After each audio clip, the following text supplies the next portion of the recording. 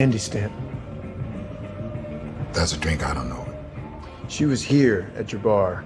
Hello everyone, welcome back. Justified. Timothy Oliphant's U.S. Marshal Raylan Givens makes a welcome comeback in City Primeval. Oliphant still commands everyone's attention with his no-nonsense attitude and deadpan line delivery. More significantly, despite the passage of time and more than 1,000 miles of travel, Raylan is still a unique individual. And although the show's creator, Dave Andron, promised that Raylan would be adapted to contemporary police, there hasn't been much of that. However, character cliches abound in Justified, City Primeval's first 2 episodes. In contrast to the folks he left behind in Kentucky, the majority of the new faces in Raylan's sphere all adhere to well-known tropes. The program is able to employ its cliches as a strength, not a weakness, because to Justified's renowned literary heritage, which would be a fatal fault on any other show. In fact, they emphasize the general concept of the series and contribute to keep it relevant as well as enjoyable. Boyd Crowder's disappearance was a topic of much discussion before to the debut of City Primeval, and the episode's new villain Clement Mansell proved that this doubt was unfounded.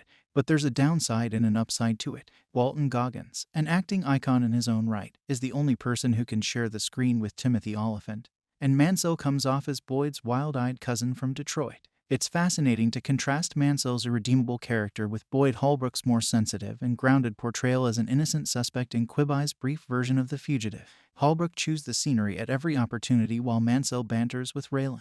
Or to imagine how Mansell would probably laugh in Boyd Crowder's face. Mansell, however, is not the only character in Justified that lacks the weight and presence of the original cast members. Even if the actors portraying them do a good job, all of the other supporting characters who were presented in the first 2 episodes fit easily into certain categories. Raylan's daughter Willa even explicitly states for the viewer that Carolyn Wilder, played by Anjanou Ellis, is his love interest, enemy in the first episode when she pushes her father to flirt with Carolyn.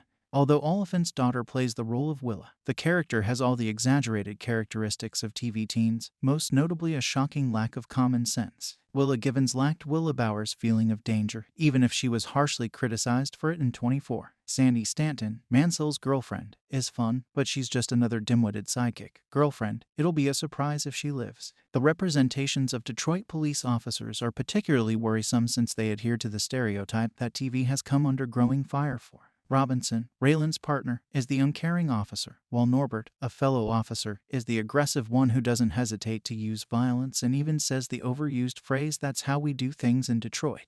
Maureen Downey is the only cop who shows any sign of true interest. Yet she also receives the least amount of screen time. They weren't flawless, but characters like Rachel Brooks, Tim Gutterson, and Ava Crowder seemed genuine and like individuals the audience was interested in getting to know. However, City Primeval's beginning section's relative absence of characterization serves a narrative function. The question of whether TV heroes should adapt to the times will probably always be in contention. Some fans want Hank Voight from Chicago PD to be held to the same standards as real-life people, while others claim it's only for amusement. Justified, in a manner that respects both, City Primeval has discovered the ideal compromise between those 2 points of view. Because Raylan Givens is a guy out of time, his appeal may be traced back to Elmore Leonard's renowned works. His strategies didn't succeed in Miami, so he was sent back to Kentucky. He was still a stranger in Harlan County, however. The trip Raylan had on the original series was more of a personal than a professional one.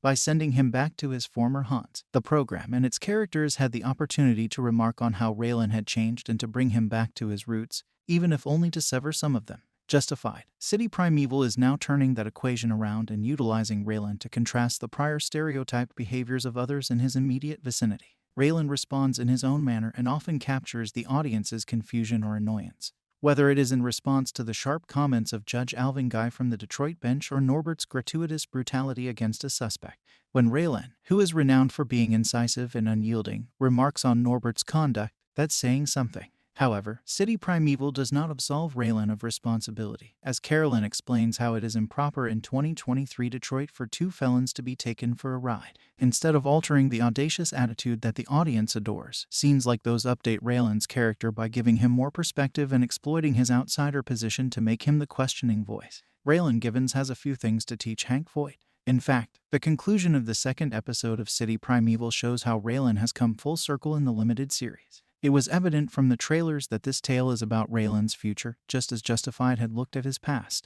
Oliphant's self-doubt is evident on his face when Raylan turns and sees Willa angry about knocking up Mansell. In some way, Raylan's presence will push the characters around him beyond those tropes since he can truly challenge both himself and others. Instead of breaking Raylan apart and recreating him in a contemporary image, City Primeval uses its supporting cast to emphasize how different he is and how different he aspires to be. It's a subtle change that stays loyal to Justified while not alienating the viewer. Whatever changes Raylan experiences, they will be ones that he chooses to have rather than ones that are forced upon him.